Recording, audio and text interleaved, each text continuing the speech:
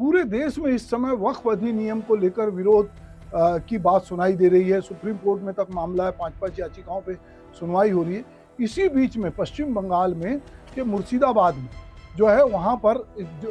प्रदर्शन हुआ, वहाँ हिंसा हुई और उसमें जो है ये कहा जा रहा है कि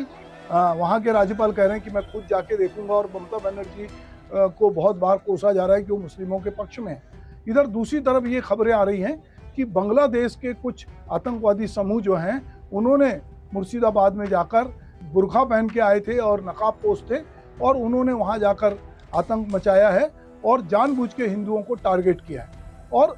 सरकार को अस्थिर करने की कोशिश की है। तो बांग्लादेश में जो इस समय पूरी गतिविधियां चल रही है, वहाँ पे जो उग्रवादी संगठन है या चरमपंथी हैं, वो लोग जो हैं, अब ये बांग्लादेशी कनेक्शन सामने आया है और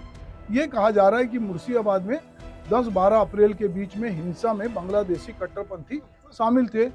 जिन्हें एक राजनीतिक दल के स्थानीय नेताओं से मदद मिली। अब ये देखने की बात यह है कि बांग्लादेश के दो कट्टरपंथी संगठन जमाते अल मुजाहिदीन बांग्लादेश JSB और अंसारुल हला बांग्लादेश की जो ये संगठन है, ये यहाँ पर कहीं ना कहीं जो वहाँ की हिंसा मुर्शिदाबाद की उसको डिस्टर्ब कर रहे हैं, हिंदू मुस्लिम के बीच और दूरी बढ़ा रहे हैं और उन्होंने बहुत सारी संपत्तियों को नष्ट किया। वहीं मीडिया के जरिए ये बताया जा रहा है बार बार कि ममता बनर्जी जो है वो मुसलमानों को संरक्षण दे रही। तो अब दो तरह की बात है, या तो बांग्लादेशी उत्पात हो रहा है और बांग्लादेशी घुसपैठिए जो है वो बंगाल में जो है वो घुसपैठ